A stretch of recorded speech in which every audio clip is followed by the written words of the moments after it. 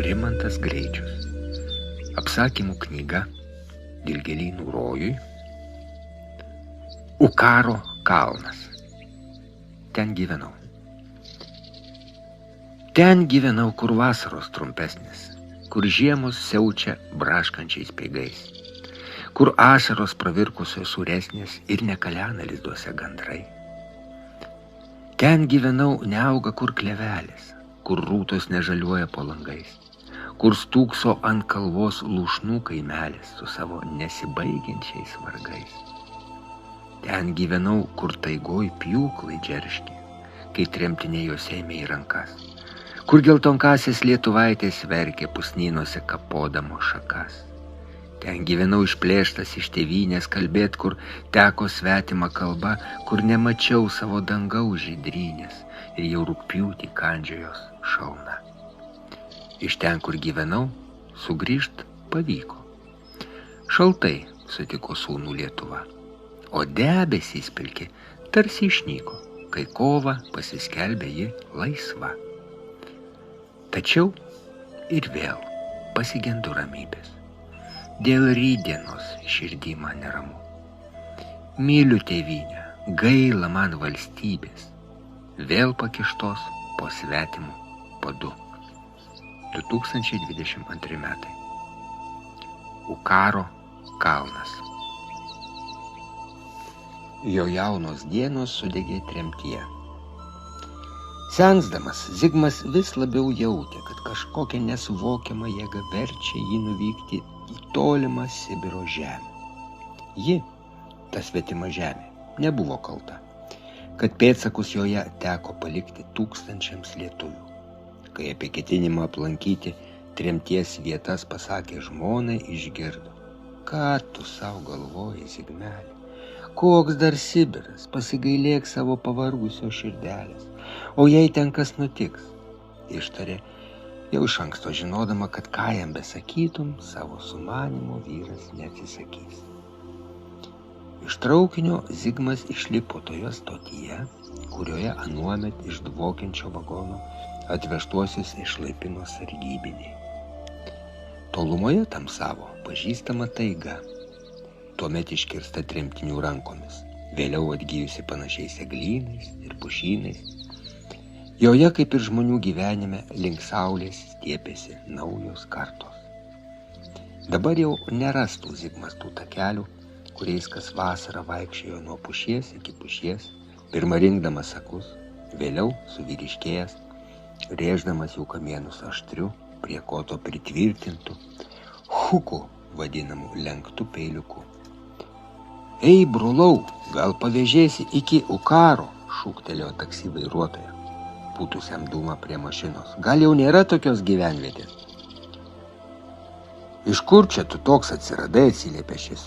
Ir Ukarą savo vietoj, ir Ūda pro jį teka.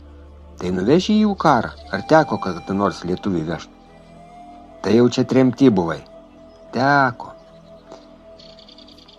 Kelias, vadinamas Čiunos traktu, dabar prižiūrimas, pažveruotas. Ir transportas kitoks. Anuomet 15-metį Zigmas su tėvais ir dar keliomis iš to paties vagono išlaipintomis šeimomis vežė senukas sunkvežimis. Krypuodamas, girgždėdamas, piktai riaumodamas, tas senukas nekartą klimpo riebaus molio duobėse. Ir tada keliauninkai, dideli ir maži, stūmė jį, o įstūmę braukė nuo veido prakaitą ir skysto molio spjaudalus. Paskui vairuotojas sustabdė sunkvežimį ir peršokęs per griovių gurgenus jau peliūkštį, mostelėjo keleiviams ranką, išlipkit, nes prieš akis Ukaro kalnas. Reikia nusileisti nuo jo, o nusileidimas status, nuo kalniai ilgoka, todėl viso pikto geriau visiems pėsčiomis nukeliauti žemyn, o jis nuvaręs mašiną apačioj palauks. Keleiviai subruzdo, sužiuro ir Zigmas, kiek pabėgėjęs, išvydo vos nestačiai žemyn bėgančią trakto juostą, o kairiai melsvą saulėj spindinčio plačios upės nugarą. Dar toliau tarsi milžino dantys tuksojo snieguoti Sajano kalnagubriai. Tie žąselė nukiūtino trakto pakraščių žemyn, o nusileidę pamatė ant kelmo sėdintį ir rūkantį vairuotoją, pasiruošusi vežti tremtinius toliau. Vasarą tėvas raižė pušis, o Zigmas su mama iš skardinių indelių į medinius kibirus krapštė susikaupusius sakus. Krapštė juos abipus trakto, o rytais eidami darban turėjo takučiu pakilti į Ukaro kalną, o grįždami nuo jo nusileisti. Prisimindamas aną kelionę mašinų ratais ir pavasario vandenų išmaigytų traktu, Zigmas stebėjosi, kad net vasarą per didžiausius karščius, kai net pavėsyje trūko gaivaus oro, jo duobėse tvoksojo vanduo. Nuo pušies iki pušies, tempdamas sunkų kibirą su sakais ir su juo kabanodamasis po ją vėjavartus, kentė begalinį troškulį, bet miške nebuvo nei upelių, nei pelkių, o po kojomis tarsi sudžiūvusios skiedros braškėjo samanytės.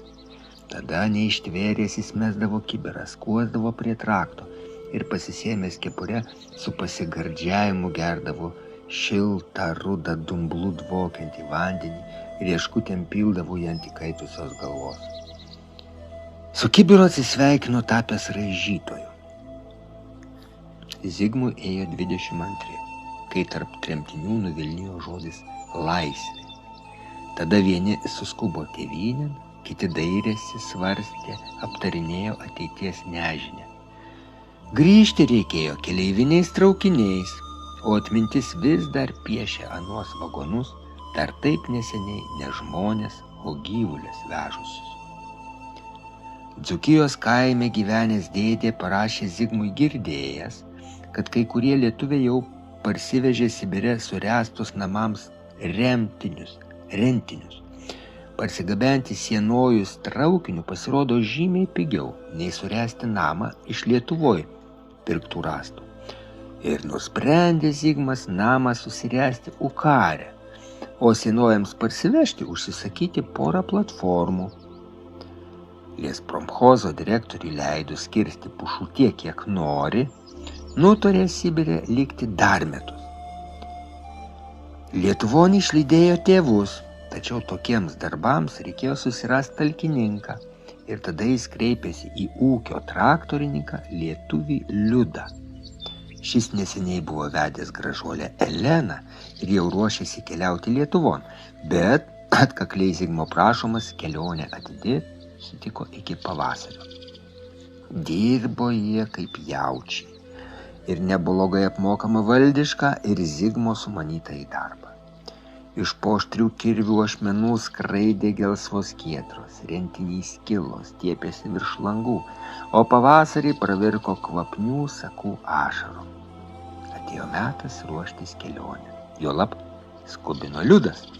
Jo mėlynakė norėjo sulaukti pirmagimio Lietuvoj. Zigmui paprašius, ūkio direktorius davė 2 galingus miškovežius sienojams į geležinkelio stotį nuvežti. Vyrai sutarė, kad Zigmas iškeliaus į Kauną ir ten pasitiks platformą su sienojais. O Sibiro stotyje pakrovimo darbais pasirūpins Liudė su Gražina išvyks į vaikystės Aukštaitijos kraštą ir jau iš ten duos žinią apie savo bičiulio nurodytų adresų. Pasitikę sienojus Kaune, Zigmas nusigabeno juos į tėviškę ir su kaimo vyrų pagalba susirentė dailų namą. Vedė, užaugino, išleido į mokslus ir atvesdino vaikų trejetą. Deja, iš Liudo jokios žinios nesulaukė, o kur jo ieškoti, nežinojo. Volgos vairuotojas klausinėjo keleivio apie Lietuvą, jos kelius, girdėjęs, kad žmonės joje geriau gyvena. Ar greit pasieksime Ukaro kalną, teiraujasi Zigmas. Jau čia pat, netrukus nuo jo nusileisim. O ką? Prisiminė čia kalniuką. Bet tu nebijok, ne tie laikai, jis gerokai nugramdytas, jau netoks status. Anksčiau čia nemažai nelaimių būta. O gal staptelkim, parūkom, vieną įdomią istoriją apie tavo žemiečius papasakos. Tada Kai tremtyje gyvenusiems lietuviams buvo leista važiuoti namo, vienas jaunas keistuolis sumanė čia pušų prisikirsti, namą susiręst ir platformomis sienojus į Lietuvą išsivežti. Talkon pasikvietė kitą lietuvį.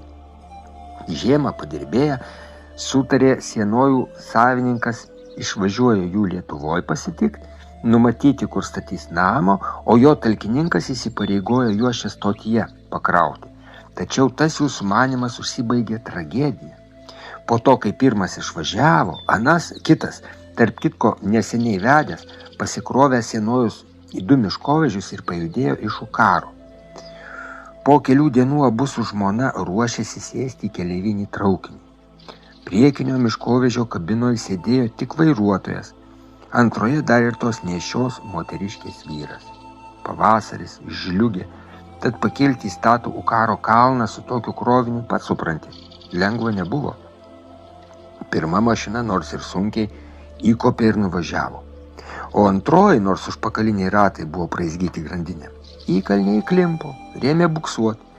Ir tada tam lietuviui šovė į galvą iššokti ir mašiną pastumti. Keistuolis. Tu ir be krovinio miškovežį nepastumsi.